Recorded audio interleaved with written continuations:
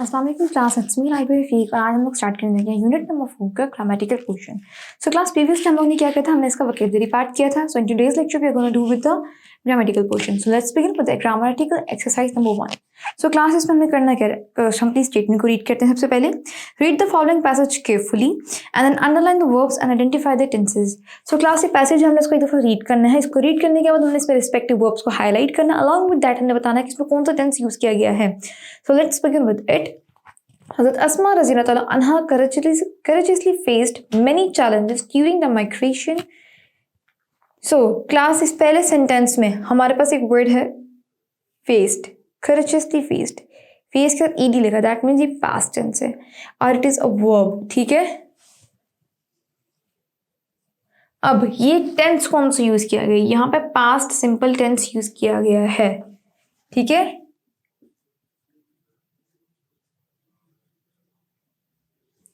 So past tense has been used in the first statement. Now let's move forward.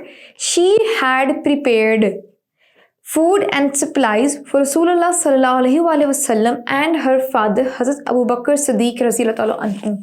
हम यहाँ तक इस sentence को देखें तो क्लास अगर आप लोग को याद हो, मैंने आपको जब टेंसेस पढ़ाए थे तो मैंने आपको टेंसेस, वैसे एक बात है, मैंने आप लोगों को जो प्रीवियस लेक्चर्स आप लोग के जो हुए उसमें मैंने आपको टेंसेस एक टेंस को बड़ी डीपली डिस्कस किया था।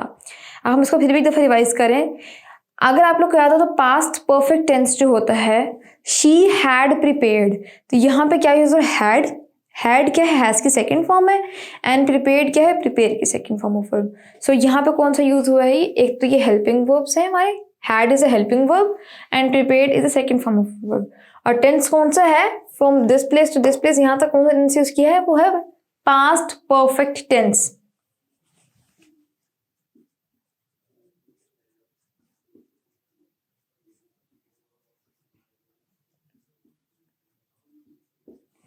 Past perfect tense. अब क्लास हम रीड करते हैं आगे। Before they begin their journey, अच्छा half of the sentence is written in the past perfect and the remaining half,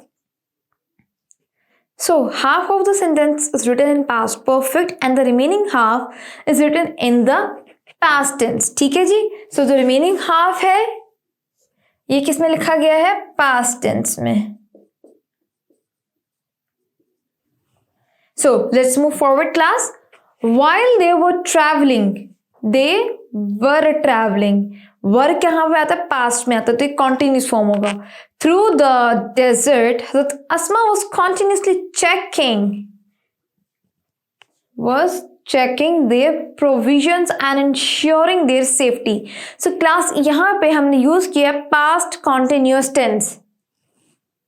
क्या यूज किया क्लास मैंने यहाँ पे, past continuous tense. Okay, let's read forward. She had already secured their food by tying it with her belt.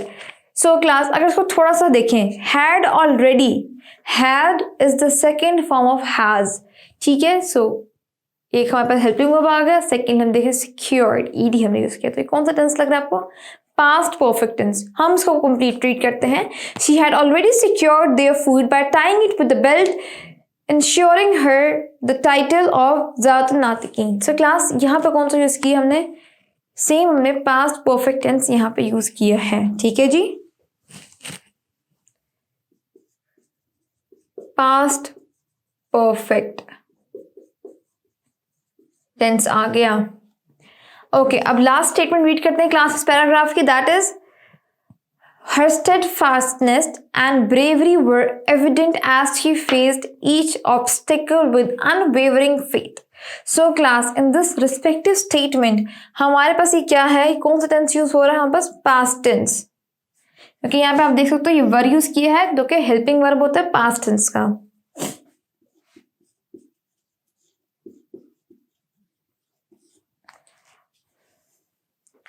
So class एक दफ़ा board को देखिएगा, मैंने जो जो हेल्पिंग वर्ब्स थे which I failed, along with that जो वर्ब्स थे टेंसेस हमने यूज किए। टेंसेस में क्लास हमने जो ओवरऑल बेस टेंस था वो पास्ट टेंस था।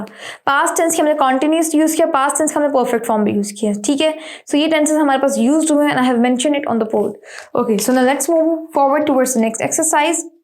सो shall we begin with it class? Okay class, so now let's begin with the second grammatical exercise. So classes में हमने करना क्या, बेसिकली हमारे पास कुछ स्टेटमेंट्स दी हैं, हमने कुछ वर्ड्स को बोल्ड या हाईलाइट किया हुआ है विद ब्लैक मार्कर, मैंने को बोल्ड किया है। अब हमें इन बोल्ड वर्ड्स को बताना है कि वेदर वो जेरेंड है, इन्फिनिटिव है, पार्टिसिपल है। So if you all remember, मैंने जेरेंड्स क्या होते हैं, इन्फिनिटिव्स क्या होते हैं, पार्टिसिपल्स क्या होते हैं, हमने इन सब पे एक बड़ा ही डीप लेक्चर किया था। हमने इनके एग्जांपल्स भी कोट किए थे, सब कुछ इनको बड़ा डीपली कीनली स्टडी किया था। तो ये भी हमारी उन्हीं एक्टिविटीज़ को इंटर रिलेट करेगा। ठीक है, सो हमारे वो कंसेप्ट फिर से रिवाइज होने वाले हैं। So let's begin with it. So class, हमारा फर्स्ट स्टेटमेंट है preparing food for journey with Hazrat Asma रज़ियल्लाहु अन्हा and her responsibility. So the word preparing bold किया हुआ। प्रिपेयरिंग क्या है क्लास? प्रिपेयरिंग एक जेरेंड है। Word is preparing over here a gerund. ठीक है, ing लगा हुआ है। ing वर्ड्स जेरेंड होते हैं, along with that it is acting as the subject of the sentence. Okay, let's move to the second word, that is second statement में क्या लिखा हुआ जी? हज़रत अस्मा रज़ियल्लाहु अन्हा decided to support her family during migration. So infinitives है इसमें, to and to support ही हमारे पास क्या होगा class? infinitive.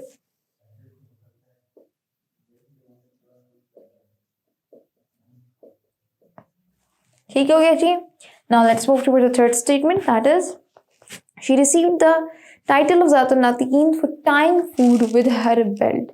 Again ing word. तो ing words क्या होते हैं? gerunds होते हैं।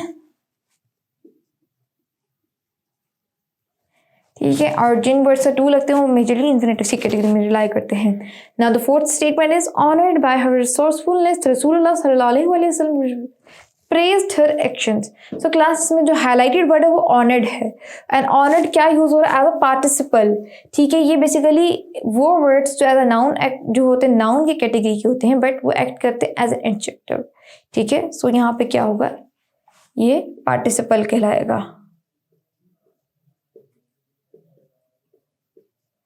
Okay, let's move toward the last sentence, that is हज़रत अस्मा रज़ियल्लाहु अन्हा continued to help needy throughout her life. मैंने अभी आपको एक छोटा सा हिंट बताया था, एक सिंपल सा बताया था। ing वर्ड्स जेरेंड्स में आ जाएगी, इनके साथ टू लगा रहे हैं हम, इन्फिनिटिव्स की कैटेगरी में डाल देंगे। तो ये क्या है? Infinitive.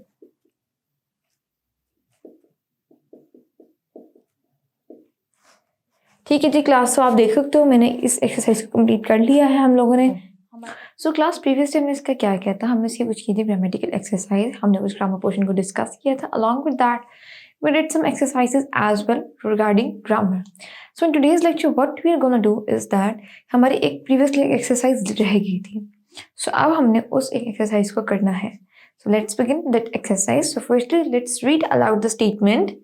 Complete the sentences with the correct forms, gerund, infinitives and participle of the verb in the parenthesis. ठीक हो गया जी। अब हमारे पास क्लास को फिल इन द ब्लैंक्स दी हुई हैं। अब कुछ वर्ड्स दिए हुए हैं, वर्ब्स दिए हुए हैं, and these words are basically verbs जो कि पैरेंथेसिस यानी एडिशनल इन्फॉर्मेशन या ब्रैकेट्स में मेंशन अब की गई हैं। ठीक है, हमने इन रिस्पेक्टिव वर्ड्स को लेके स्टेटमेंट्स को रीड करना है। स्टेटमेंट को रीड करने के बाद we are suppose to identify and tell कि word either as a gerund use होगा या इन्फिनिटिव और as a participle. Okay, so हमारा काम यह है कि हमने आइडेंटिफाई करना है इस वर्ड की डोमेन क्या होगी। सो क्लास अगर आप लोग को याद हो, हमने जेरेंड्स पे भी इन्फिनिटिव्स एंड पार्टिसिपल्स पे बड़े डीप कीन लेक्चर्स किए थे। ठीक है जी, जो इन्फिनिटिव्स होते हैं क्लास वो किस तरह से प्रोसीड करते हैं? वो प्रोसीड करते हैं बाय द टू। जेरेंड्स कैसे वर्ड होते हैं? उनमें ing लगता है। ठीक है, और ये मॉडिफाइड डिस्क्राइब करते हैं एक नाउन को। When it comes to the participle, participles क्या करते हैं? वर्ब फॉर्म्स होती है हमारे पास। पार्टिसिपल्स भी क्लास में बस ing यूज होता है। ठीक है जी, पार्टिसिपल्स में बस ing यूज होता है, ये वर्ब फॉर्म होती है ऑफ एन एडजेक्टिव। ठीक है, सो ये कुछ मैंने आपको बेसिक इनकी हाउ नो दे दी कि क्या होते हैं क्या नहीं होते। कुछ बेसिक डेफिनेशन मैंने आपको फंक्शनिंग इनकी बता दी है, but they are very vast more to learn. So हमने प्रीवियसली किया हुआ, तो हम ज़्यादा उसको नहीं करेंगे डिस्कस अभी। इनकेस कोई क्वेरी हो आप लोग पीछे रेफर कर सकते हो। But let's start with the lecture today's. So हमारा पहला स्टेटमेंट क्लास क्या है? हज़रत अस्मा रज़ियल्लाहु अन्हा was known for dash great courage. यहाँ पे ब्रैकेट में क्लास में क्या दिया हुआ है? शो। तो हमारे पास क्या बन सकता है इसका, क्या यहाँ पे एक्ट कर रहा है show is acting over here as gerund. तो देखते हैं, हजरत अस्मा रज़ी अल्लाह ताला वाज नोन फॉर शोइंग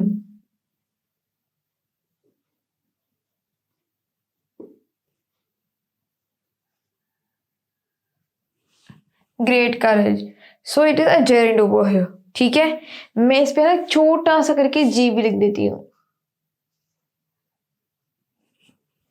ताकि आपको क्लैरिफाई हो, जब मिक्सअप ना कर दो जेरेंड्स एंड पार्टिसिपल्स को। So let's move toward the second statement, she helped her father by dash supplies for the journey. अब ब्रैकेट में क्लास क्या दिया, प्रिपेयर। सो यहाँ पे जो प्रिपेयर का वर्ड है, prepare will be used over here as what, as a participle, no it will be used over here as a gerund. So देखिएगा,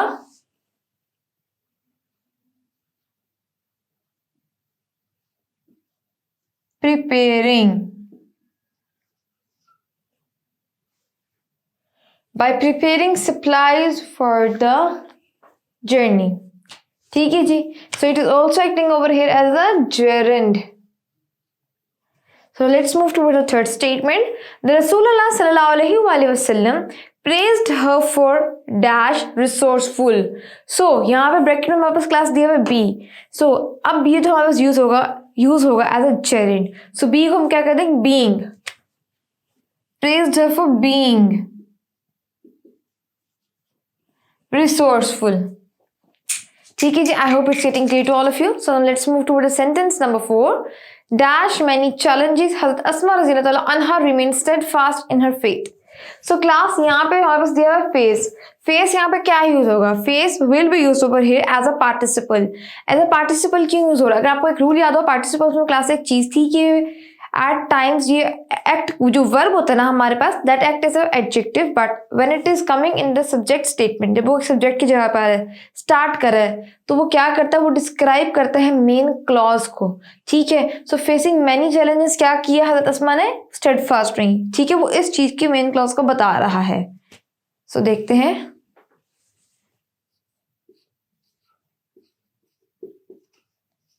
फेसिंग, और यहाँ पे ये यूज होगा एज अ पार्टिसिपल, मैंने पी लिख दिया है। ठीक है, अब हम डिस्कस करते हैं लास्ट स्टेटमेंट को, she choose dash give away her inherited garden to poor. So class यहाँ पे गिव लिया हुआ है, अब हमने क्या करना है, ये क्या यूज हो रहा है, गिव यहाँ पे एज एन इन्फिनेटिव। जब हम इसको एज एन इन्फिनेटिव यूज करते हैं तो हम क्या करते हैं, इन्फिनेटिव हमेशा प्रीसीड होते हैं बाय टू। तो ये क्लास देखिएगा यहाँ पे क्या आएगा, she choose to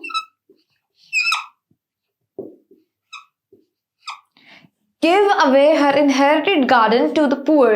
so class, this is how we have done this exercise। so I hope it's very clear to all of you। मैंने हर रिस्पेक्टिव पैरेंथेसिस के ऊपर उसका इनिशियल लिख दिया है कि एज इन्फिनेटिव, जेरिड और पार्टिसिपल क्या यूज हो रहा है। सो आई होप आपको किसी भी किस्म की क्वेरी नहीं हो रही थी, but please if you still getting some sort of questions कि आपको नहीं समझ आ रहा कि हमने क्या कि जेरिड्स की फंक्शनिंग क्या है, तो पार्टिसिपल्स और जेरिड्स में क्या डिफरेंस है, तो आप लोग प्रीवियस लेक्चर्स को भी देख सकते हो। ठीक है, so class, by doing this exercise we have finished this unit and this was all in today's lecture. सो please do revise it again in case you feel any query. So you can refer to the previous lectures as well. So this was all today's lecture. Till then, take care and Allah Hafiz.